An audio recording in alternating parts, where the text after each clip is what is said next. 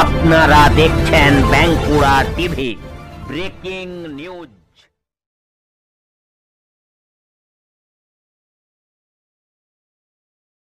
বাঁকুড়া জেলার জয়পুর ব্লকের রাউতখণ্ড অঞ্চলের যে পদুমপুর কোচগেড়িয়া গ্রাম রয়েছে, এই কোচগেড়িয়া গ্রামের একজন গরিব মানুষ, তপশিলি জাতিভুক্ত সেই মধুসূদন লোহার, তিনি অপরের জমিতে বা নিজের জমিতে অনেক কষ্ট করে 4 বিঘা জমি বোরো ধান চাষ করেছিলেন।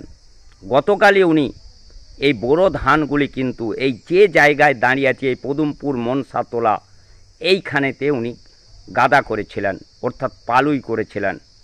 কিন্তু আজ সকালে উঠে বা ভোর উঠে দেখেন যে ওনার যে ধান পালুই রয়েছে, সেই ধান পালুয়ে কিন্তু আগুন জ্বলছে। কি কারণে আগুন, ওনারা কিন্তু এখনও বুঝে উঠতে পারেননি। আমি সরাসরি এখানে রয়েছি, বাঁকুড়া টিভির chief editor the tiger journalist দাদা উত্তম দে, সেই খবর আমি টেলিকাস্ট করছি একমাত্র প্রতিবাদী চ্যানেল বাঁকুড়া টিভির পর্দায়। এখন এই মধুসূদন বাবুর পরিবারের যারা লোকজন রয়েছে তারা কিন্তু এখানে উপস্থিত হয়েছেন। ওনাদের কাছ থেকে একটু জানার চেষ্টা করব আমি, কি কারণে এই অগ্নিকাণ্ড, কিভাবে ওনাদের কি মনে হচ্ছে, কেন এই 4 বিঘা জমির এই গরিব মানুষের ধান পুড়ে গেল এই জায়গাতে। আচ্ছা কাকিমা, কি নাম আপনার? আঙুর লোহার। আপনি মধুসূদন বাবুর কে হন? মধুসূদন বাবুর স্ত্রী। এটা এখানটাতে এই কত বিঘা জমির ধান ছিল? 4 বিঘা জমি। 4 বিঘা। এই ধানটা কবে পালুই করেছিলেন? কালকে। কালকে।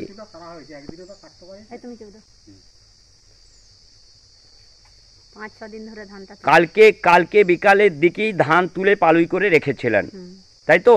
5-6 দিন ধরে ধান তুলেছেন। কখন আপনারা জানতে পারেন যে এই ধানেতে আগুন লেগেছে? 4টার সময় আমার যা উঠে দেখছে যে দিদি তোদের ধানে আগুন ধরছে। আমার যা দেখেছে এই যে বিশ্বনাথের পরিবার, ও দেখেছে, দিয়ে আমাদেরকে ডাকছে। তারপরে আপনারা এসে এই জল টল দিয়ে ধান এগুলো নির্মাণ করেছেন।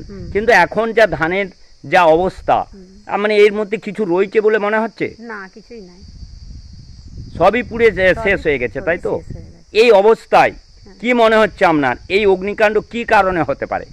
ওইটা তো জানতে লাগছি বাবু, কি কারণে হয়েছে। ওই যে পিচ ফেলেছে, ওই যে শামুকের পিচ, যত তিরঙ্গা খেয়েছে, সে আমার ছোটো বউ দেখেছে, দিয়ে বলেছে যে হ্যাঁ দেখো ওইখানে ঠাকুরতলায় কারা কথা বলছে স্কুল দুয়ারে। বলেছে এখন গরমকাল তো, তখন রাত 12টা বাজছে, গরমকাল তো, করে সেই ধান তুলাতুলি করে আলা হয়ে গেছে, দিয়ে ওরা ঘুরে আবার যে শুয়ে গেছে। যার তো কেউ দেখা দেখি নাই। কালকে আমার রোদ গেছে বলেনি, তো দিন ধানগুলো আবার কালকে তুলেছি এটিয়ে। যখন লোকজন এখানে কথাবার্তা বলছিল রাতের দিকে, তখন আপনারা এখানে এসে দেখেননি? না, সেইটাই তো ভুল হয়েছে। জানছি এমনি পাড়ায় বসে থাকে, শুনতে পাই। যদি আমাকে একবার বলতো তাহলে তো আমি লোকগুলোতে চিনে যেতাম যে হ্যাঁ এই লোকগুলো ছিল, আমাকে তো বলে না। তাহলে কি মনে হচ্ছে যে এটা বাইরের থেকে লোক এসেছিল, না পাশাপাশি কোনো লোকই এটা করেছে? পাশাপাশি লোকই করেছে, বাইরের লোক আসে না। পাশাপাশি লোকের সঙ্গেও বাইরের লোক আসতে পারে,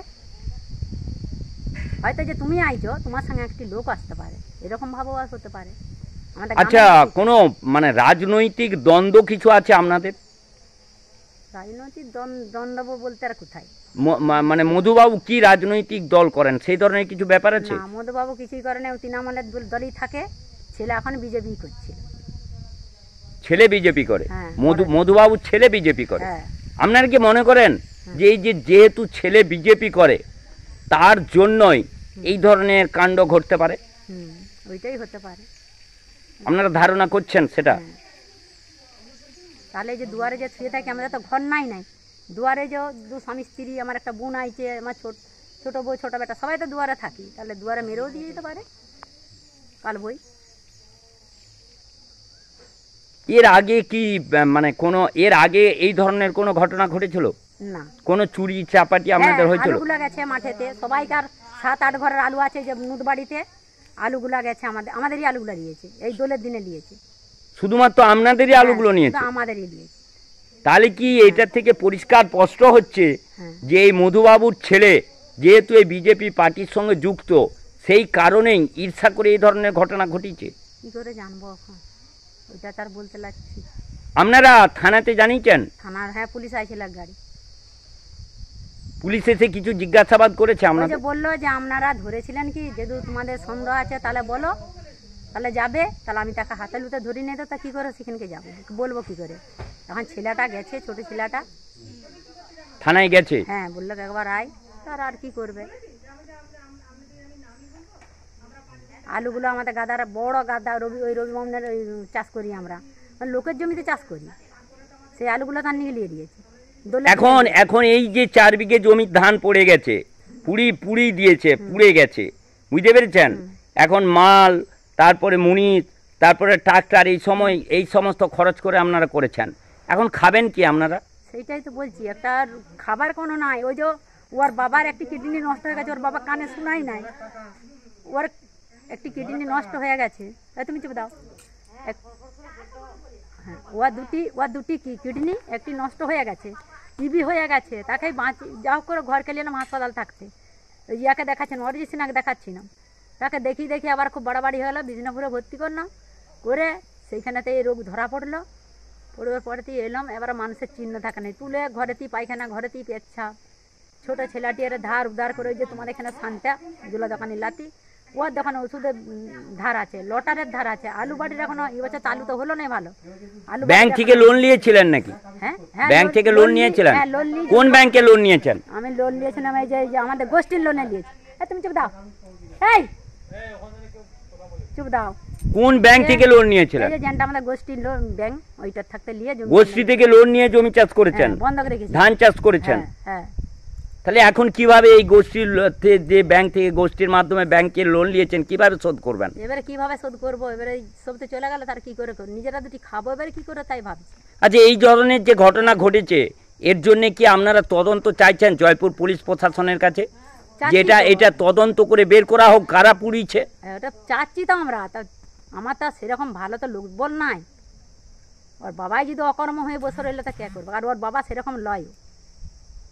সরকারি সাহায্য চাইছেন? এই যে 4 বিঘে জমির ধান পুড়ে গেছে, সাহায্য চাচ্ছি তো আমি, নাহলে বাঁচবো কি করে।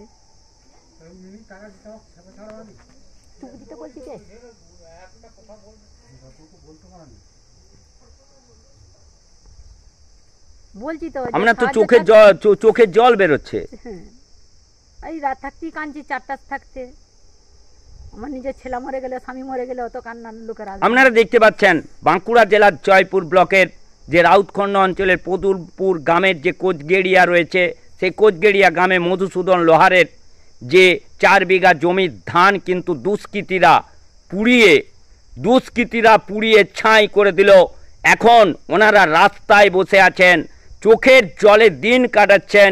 কিভাবে এই যে মুনিশ, রোটার এবং রাসায়নিক সার, কীটনাশক এবং গোষ্ঠী থেকে যে লোন নিয়ে ওনারা যে চাষ করেছেন, সেই টাকা কিভাবে মেটাবেন? ওনাদের এখন এই রাস্তায় বসা ছাড়া কোনো উপায় নেই।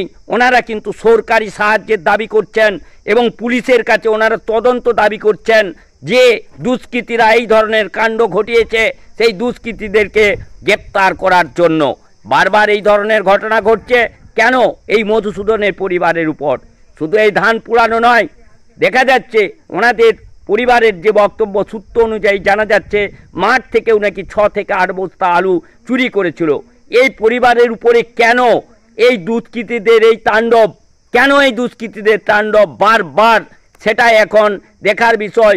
এই খবর প্রকাশিত হওয়ার পর বাঁকুড়া জেলার জয়পুর ব্লকের জয়পুর ব্লক প্রশাসন, জয়পুর পুলিশ প্রশাসন এবং বিষ্ণুপুরের যিনি এসডিও আছেন এবং বিষ্ণুপুরের যিনি এসডিপিও আছেন, বাঁকুড়ার যিনি জেলা শাসক আছেন, সেই জেলা শাসক মহাশয়, মাননীয় সেই জেলা শাসক মহাশয় সৈয়দিন মহাশয় এই পরিবারের প্রতি কি সহানুভূতি দেখান, যে পরিবারটি আজকে এই 4 বিঘা জমির ধান পুড়ে যাওয়ার জন্য রাস্তায় বসে আছে। সেই ছবি কিন্তু আপনারা সরাসরি দেখতে পাচ্ছেন, তারই লাইভ টেলিকাস্ট সরাসরি দেখতে পাচ্ছেন একমাত্র বাঁকুড়া টিভির পর্দায়। এই খবর প্রকাশিত হওয়ার পর দেখা যাক যে বাঁকুড়া জেলার জয়পুর ব্লকের যে জয়পুর পুলিশ প্রশাসন রয়েছে, যেখানে ওনারা জানিয়েছেন পুলিশ প্রশাসন এসে দেখে গেছে এবং এই জয়পুরের যে ব্লক প্রশাসন রয়েছে, বিষ্ণুপুরের যিনি এসডিপিও রয়েছেন এবং এসডিও রয়েছেন, বাঁকুড়ার জেলা শাসক রয়েছেন এবং বাঁকুড়ার এসপি মহাশয় রয়েছেন, কী ব্যবস্থা নেন? কারণ এই একটা পরিবারের উপরে এখানে বারবার কেন এই ধরনের তাণ্ডব, দুষ্কৃতি তাণ্ডব হবে? তাহলে কি পশ্চিমবাংলাতে পুলিশ প্রশাসন কিছু নেই? পশ্চিমবাংলার মমতা ব্যানার্জির বেগম সরকার কি এই দুষ্কৃতীদের আশ্রয় দিচ্ছেন?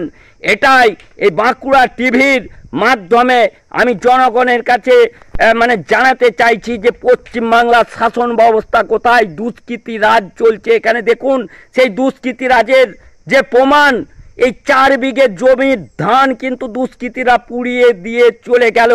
এইটাই তার প্রমাণ যে পশ্চিমবাংলার এই মমতা বন্দ্যোপাধ্যায়ের সরকার, ভাইপো অভিষেক বন্দ্যোপাধ্যায় যিনি বড় বড় কথা বলেন, এই মুখ্যমন্ত্রী, কম্পার্টমেন্টাল মুখ্যমন্ত্রী মমতা বন্দ্যোপাধ্যায় যিনি বড় বড় কথা বলেন যে আমি নাকি গুন্ডা কন্ট্রোল করি, তাহলে এই মধুসূদনের পরিবারের উপরে কেন বারবার এই ধরনের দুষ্কৃতি তাণ্ডব হচ্ছে?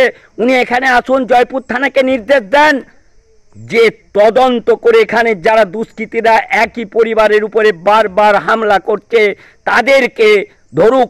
আর না হলে বলা যাবে এই যে ধান পুড়ানোর ঘটনা থেকে, আলু চুরির ঘটনা থেকে বলা যাবে যে এখানে দুষ্কৃতীরা চলছে। আমি সেই খবর সরাসরি টেলিকাস্ট করছি একমাত্র বাঁকুড়া টিভির পর্দায়। যে বাঁকুড়া টিভি চোখে চোখ রেখে কথা বলে, যে বাঁকুড়া টিভি বুক ফুলিয়ে এই ধরনের যারা সাধারণ মানুষ, যাদের উপর দুষ্কৃতি তাণ্ডব হয় তাদের খবর তুলে ধরে, আপামর যে গরিব মানুষ রয়েছে তাদের খবর তুলে ধরে। আপনারা সেই খবর দেখতে থাকুন একমাত্র বাঁকুড়া টিভির পর্দায়। মধুসূদন বাবুর পরিবার কিন্তু এখন এই 4 বিঘে জমির ধান পোড়ানোর ফলে কিন্তু রাস্তায় বসে আছেন। প্রশাসন কি এই খবর প্রকাশিত হওয়ার পর ব্যবস্থা নেয়, পুলিশ প্রশাসন, ব্লক প্রশাসন, সেটাই এখন দেখার বিষয়।